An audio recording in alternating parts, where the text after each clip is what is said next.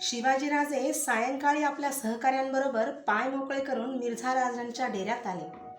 राजांना पाहताच मिर्झा राजांनी राजांना हाताशी धरून आत आणले. डेऱ्यात उदयराज, उग्रसेन, त्याचबरोबर बैठकीवर बसलेले उमदे फिरंगी यांकडे राजांचे लक्ष गेले. मिर्झा राजांनी मनुचीची ओळख करून दिली.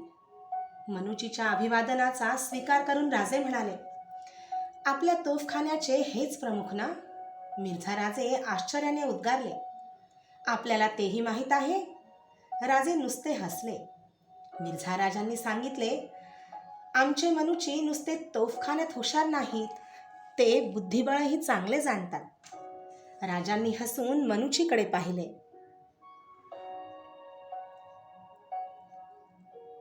राजे म्हणाले, मग आमचं आणि यांचं जमेल. आम्हालाही बुद्धिबळाचा विश्वास आहे. वाह, आम्हालाही माहीत नव्हतं. मिर्झा राजे म्हणाले, तुमची ना नसेल तर एक डाव मांडूया.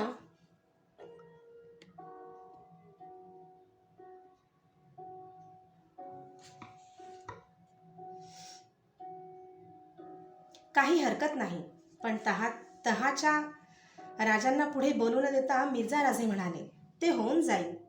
बुद्धिबळाचा डाव मांडला गेला. 2 भरजरी लोडांना टेकून दोघे बसले होते. मध्ये चौरंगावर बुद्धिबळाचा हस्तिदंती पाट मांडला होता. मनुची डाव पाहत शेजारी बसला होता. डाव सुरू होऊन बराच वेळ झाला. मिर्झा राजे वारंवार हुक्का पित होते.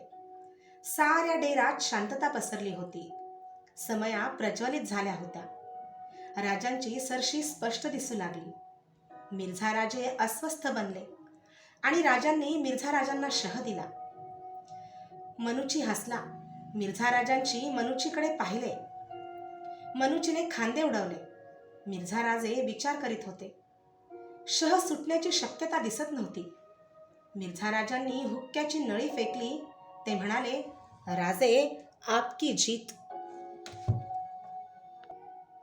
हम हार गए. सारी उम्र डाव खेळण्यात गेला, पण आज तुमच्याकडून हार खावी लागली. राजांच्या चेहऱ्यावरचे स्मित त्या बोलाने विरले. राजे खिन्नपणे म्हणाले, राजाजी, या डावाला कसली किंमत? हाच खेळातला डाव प्रत्यक्षात उतरला असता तर? मिर्झा राजांनी राजाच्या नजरेला नजर दिली. मिर्झा राजे शांतपणे म्हणाले, ती शंका जरी असती तरी आम्ही डावात उतरलो नसतो. क्षणात दोघे मनमोकळेपणाने हसले. सेवकाने ताटे तयार असल्याची वर्दी दिली. मिर्झा राजे म्हणाले, राजे चला. माफी असावी, मी एकच वेळ भोजन करतो. फलाहार तरी कराल ना? मिर्झा राजांच्या सह शिवाजीराजे उठले. पाठोपाठ मनुची, उग्रसेन, उदयराज जात होते. फलाहार करून राजे डेऱ्यात आले. डेरा अनेक समयांच्या उजेडात प्रज्वलित झाला होता. राजे बैठकीवर बसले होते.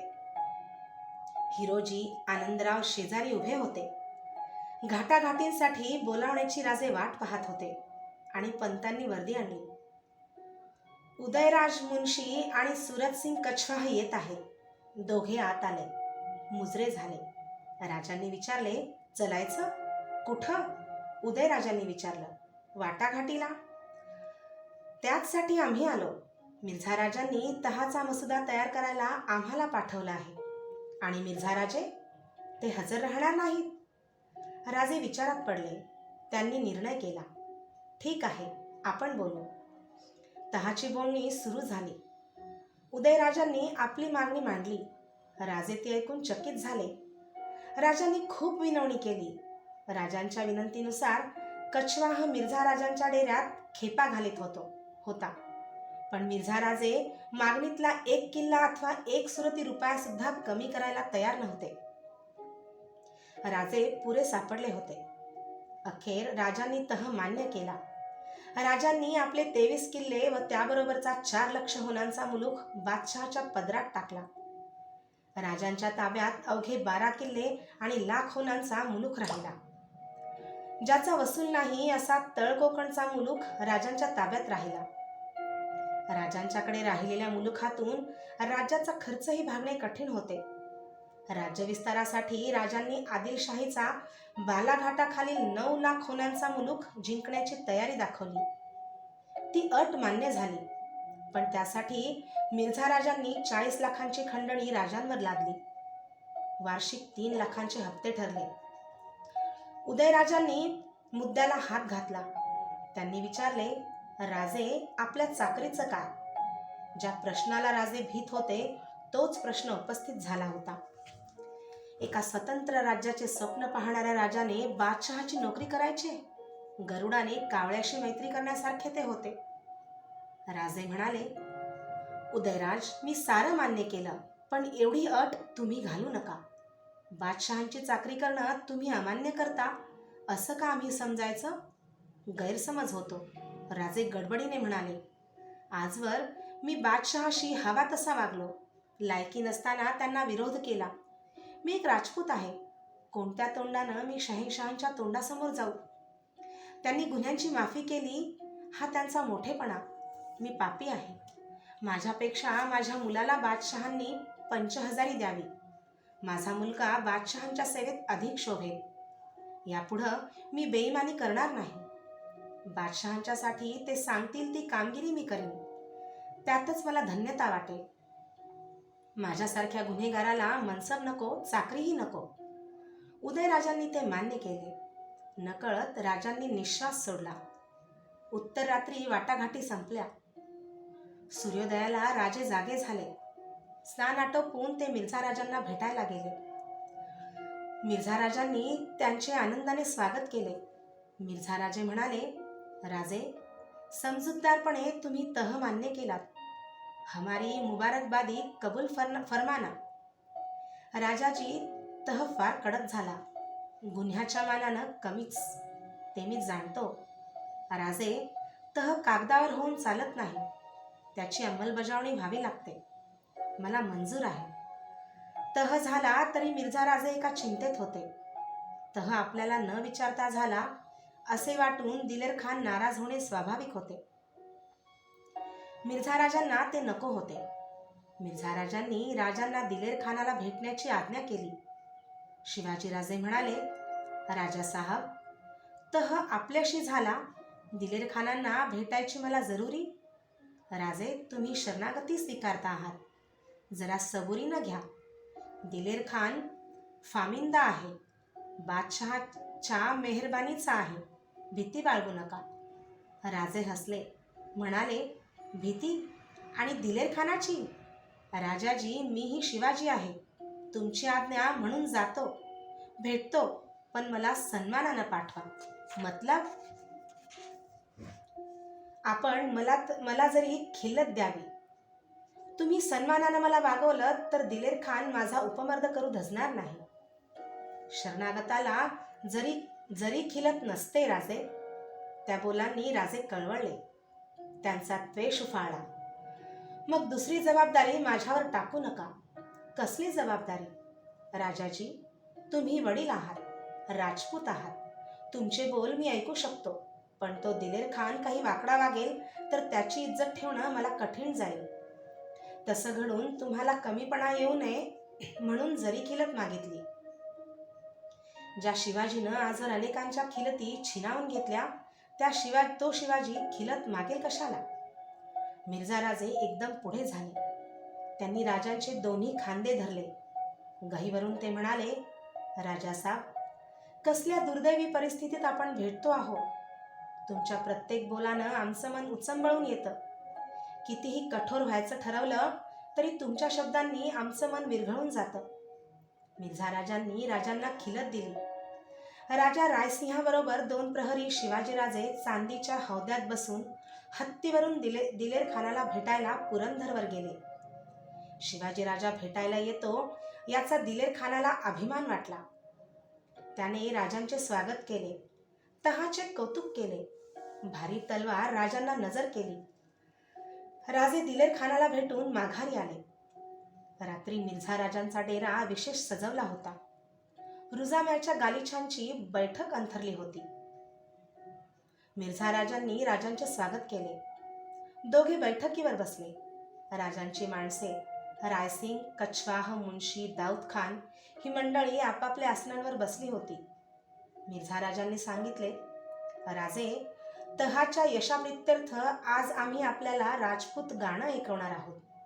पण आम्हाला गाण्यातलं काही कळत नाही. थट्टा सोडा राजे, तुमच्यासारख्या कदरदान शूराला गाणं अप्रिय व्हायचं नाही. मिर्झा राजांनी टाळी वाजवली. साफा बांधलेला एक उमदा राजपूत आत आला. त्याच्या हातात खंजिरी होता. मुजरा करून तो मधल्या बैठकीवर बसला. मागे साथीदार ढोलक घेऊन बसला होता. मिर्झा राजांनी ओळख करून दिली.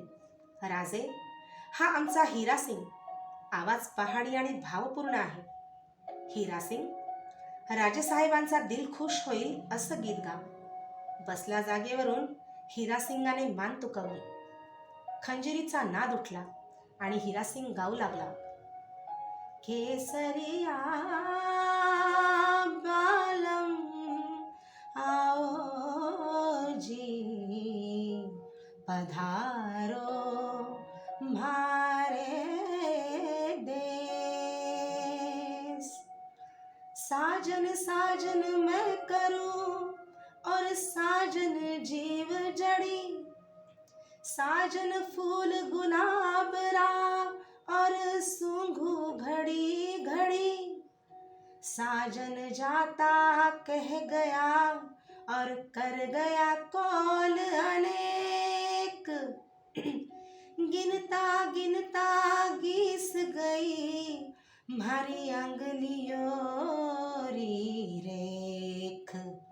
साजन आया ये सखी और कई मनुहार करूं. पहले पातल प्रेम री, फिर दोनों नैन धरो. हिरा सिंगाचे गाणे संपले. मिर्झा राजांनी विचारले, राजासाहेब, गाणं आवडलं? कानांना गोड वाटलं. राजे म्हणाले, राजे, गाणं फार नाजूक आहे. केशरी साफा बांधलेला प्रियकरानं युद्धावर जाताना आपल्या मेहबूबाला वापसीचा दिवस निश्चितपणे सांगितला होता. बिचारी त्याची वाट पाहत होती. दिवस आपल्या बोटांच्या पेरांवर मोजित होती. तिचं पेरं स्मरणातून चुकलं. सुन्न होऊन ती दिवस कंठीत होती. अचानक तिचा प्रियकर आला आणि तिनं प्रेमभरानं त्याच्या नजरेला नजर भिडवली. वा, केवढा नाजूक भाव आहे, राजे उद्गारले. ही गीत राजपुतांची दौलत आहे राजे. खरं आहे, राजे बोलले. राजाजी, हे गीत ऐकून आम्हालाही घरची ओढ लागली आहे. उद्या आम्ही जावं म्हणतो. मिर्झा राजे प्रसन्नतेने हसले. मिर्झा राजांचा निरोप घेऊन राजे उठले. उसने अवसान सरले होते. आता गरज होती एकांताची. दुसऱ्या दिवशी भल्या सकाळी तहाचा मसुदा पक्का झाला. मिर्झा राजांनी विचारले, राजे, तह झाला, पण त्याची अंमलबजावणी? आपण म्हणाल तेव्हा आम्ही शब्दाचे पक्के आहोत. त्याची आम्हाला खात्री आहे. आजपासून तहाची अंमलबजावणी सुरू व्हावी. जशी आज्ञा, राजे म्हणाले. राजांनी आपली माणसे निवडली. गड खाली करून देण्याचे हुकूम लिहिले. रोहिडा, लोहगड, इसागड, टोक व तिकोणा ताब्यात घेण्यासाठी मिर्झा राजांनी आपले सरदार पाठवले. मिर्झा राजे समाधानाने म्हणाले, राजे, तुम्ही राजगडाला जाताना कोंढाणा आमच्या ताब्यात देऊन चला. त्यासाठी किरतसिंग आपल्या बरोबर येईल. त्याला घेऊन राजगडावर जा. त्याच्याबरोबर युवराज संभाजींना पाठवा. ते आमच्याकडे ओलीस म्हणून राहतील. राजे कासावीस झाले. मिर्झा राजे म्हणाले, राजे, चिंता करू नका. तुमच्या इतकंच मायेच्या नजरेनं मी युवराजांना सांभाळीन. पण ते होणं आवश्यक आहे. मी कोणताही ठपका घ्यायला तयार नाही. राजांनी निश्वास टाकला. ते म्हणाले, आम्ही जाणतो. आम्ही युवराजांना पाठवू. राजांनी राजगडी जाण्याची सर्व तयारी झाली. मिर्झा राजांनी राजांना सन्मानाने निरोप दिला. दागिन्यांनी मढवलेले 2 घोडे व 1 हत्ती भेट म्हणून देण्यात आले. मिर्झा राजे राजांच्या जवळ आले. राजे आपली नजर चुकवीत होते.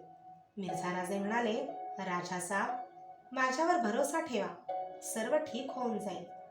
बादशहांच्या नोकरीतच तुमचे माझे कल्याण आहे. मला इजाजत द्या, राजे स्वतःला सावरीत म्हणाले. मिर्झा राजांनी राजांना एकदम मिठीत घेतले.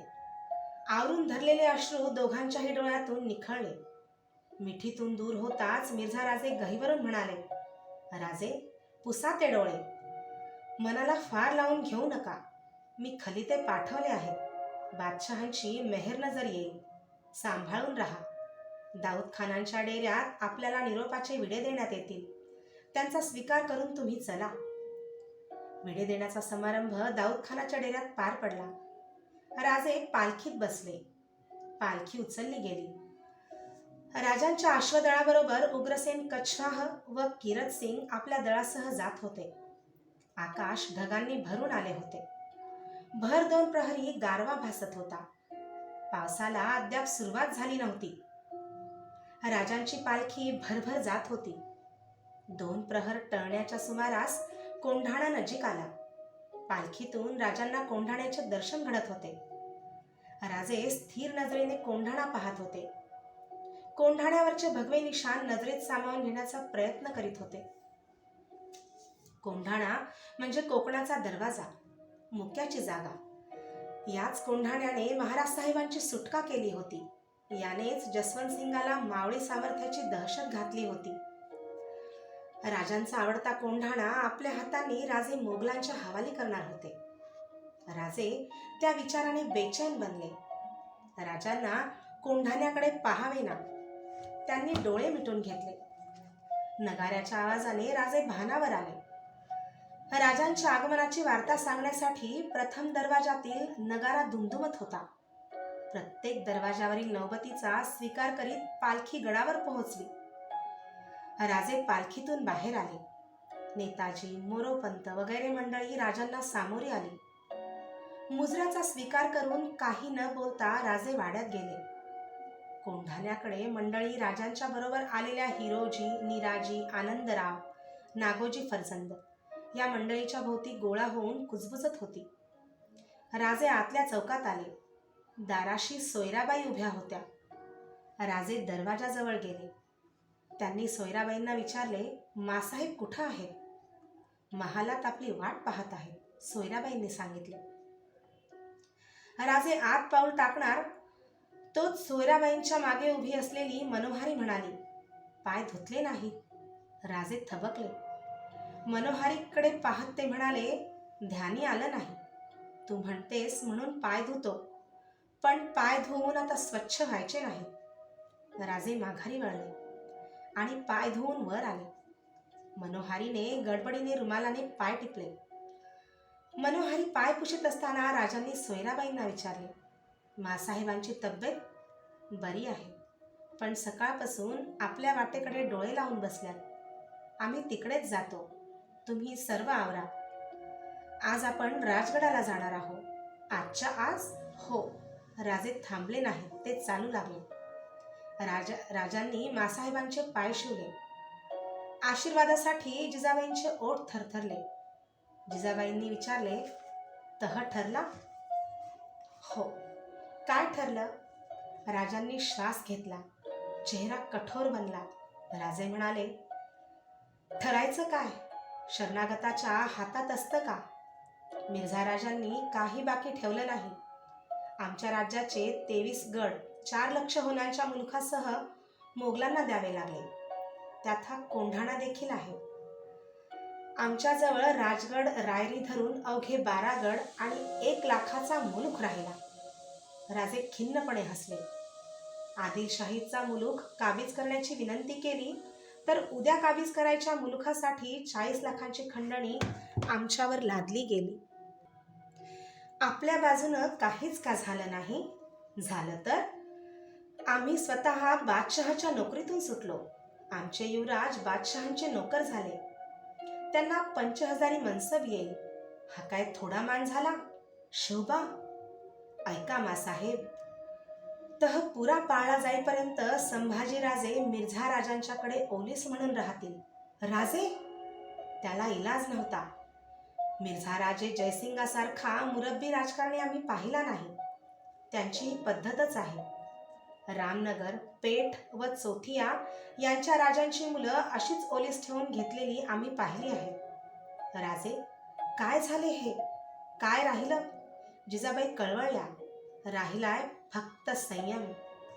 जिजाबाईंचे डोळे डबडबलेले पाहताच राजे गडबडीने म्हणाले, मासाहेब, कृपा करून रडू नका. आम्ही फार थकलो. तुमच्या डोळ्यातले अश्रू पाहण्याचं सामर्थ्य आमच्या अंगी उरलेलं नाही. गड ताबडतोब खाली करून द्यायला हवा. राजगड गाठायला हवा. राजांनी पाठ वळवली आणि ते महालाबाहेर पडले. वाड्याबाहेर पालख्या, मेणे तयार केले जात होते. साऱ्या गडावर धावपळ दिसत होती, पण आवाज उठत नव्हता. सायंकाळ व्हायच्या आतच सारी तयारी झाली. राजांनी जिजाबाई मेण्यात बसलेल्या पाहिल्या. 3 मेणे गडाखाली उतरू लागले. राजे पालखीकडे चालू लागले. किरतसिंग बरोबर येत होता. पालखीत बसण्यासाठी राजे वळणार तोच किरतसिंगाने मुजरा केला. राजांनी मुजऱ्याचा स्वीकार मुजरा करूनच केला. किरतसिंगांना ते म्हणाले, किरतसिंग, यापुढं आपली अनेकदा भेट होईल. तुम्ही आम्हाला मुजरा करण्याची गरज नाही. मिर्झा राजांना गड ताब्यात दिल्याचं कळवा. राजे पालखीत बसले. भोई पालखी घेऊन चालू लागले. किरतसिंग पालखीबरोबर चालत येत होता. पालखी नगारखान्याजवळ आली. राजांचे लक्ष नगारखान्यावरील भगव्या झेंड्याकडे गेले. किरतसिंगाने विचारले, राजे, अद्याप आपला झेंडा गडावर आहे, तो उतरवून घेऊ देत ना? राजांनी पालखी थांबवण्याची आज्ञा दिली. पालखी जमिनीवर ठेवली गेली. राजे बाहेर आले. त्यांचा चेहरा व्यथित दिसत होता. ते म्हणाले, किरतसिंग, बरी आठवण केली. आम्ही निशाण उतरवून घेऊ. राजे नगारखान्याच्या पायऱ्या चढून गेले.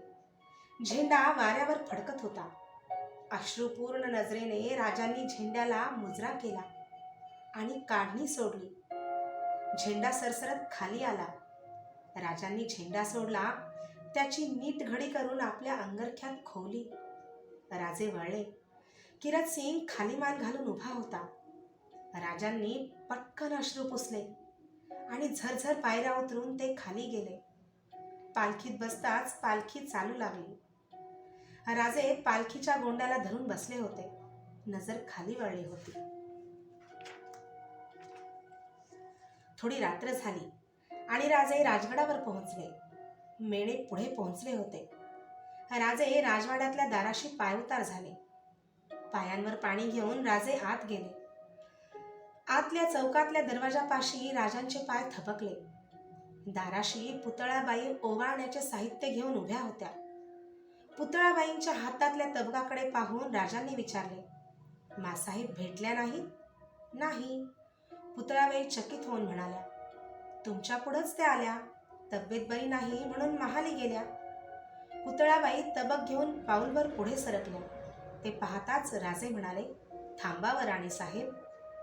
पुतळाबाईंची नजर वर गेली. राजांची अशी नजर त्यांनी कधी पाहिली नव्हती.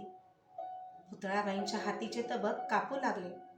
राजे एकदम बोलून गेले, राणीसाहेब, पराजित पतीला ओवाळण्या इतकं त्याला अपमानाचं दुसरं काही नसतं. ते धाडस करू नका. काय होते हे कळायच्या आत राजांनी हाताने तबक सरकावले आणि पुतळाबाईंना बगल देऊन ते आपल्या महाली गेले. महालाचे दरवाजे बंद झाल्याचा आवाज घुमला. पाठोपाठ अडना सरकवल्याचा आवाज आला आणि साऱ्या वाड्यात शांतता पसरली. पुढच्या सदरेत बिचारे मोरोपंत, आलेला उग्रसेन कछवाह आणि त्याच्या बरोबरीची माणसं उठबस पाहत होती. तेवढी जागा सोडली तर सारा महाल शांत होता. सकाळ झाली. जिजाबाईंना केव्हाच जाग आली होती, पण अंथरुणावरून उठावेसे वाटत नव्हते. मस्तक ठणकत होते. त्या तशाच पडून होत्या. वाड्यातले सर्व व्यवहार तसेच चालू होते. कपाळावर पडलेल्या हातांनी त्यांनी डोळे उघडले. संभाजी शेजारी उभे होते. जिजाबाईंनी डोळे उघडताच त्यांनी विचारले, मासाहेब, तुम्हाला बरं नाही? शंभूबाळांना पाहताच जिजाबाई गहिवरल्या. त्यांनी शंभूबाळांना मिठीत घेतले. त्या परत रडू लागल्या. 8-9 वर्षांचे संभाजीराजे घाबरले. त्यांनी विचारले, मासाहेब, काय झालं, का रडता? जिजाबाईंनी डोळे टिपले. त्या म्हणाल्या, काही नाही बाळराजे, 4 दिवस भेटला नव्हता ना, जा खेळा जा, मी उठते. जिजाबाई तोंड धुवून महालात आल्या आणि मोरोपंत पिंगळे आत आले. काय आहे पंत? महाराजांच्या बरोबर उग्रसेन कछवाह आणि इतर मंडळी आली आहेत. राजांचं दर्शन नाही. समजलं मोरोपंत, त्यांना काही उणं भासू देऊ नका.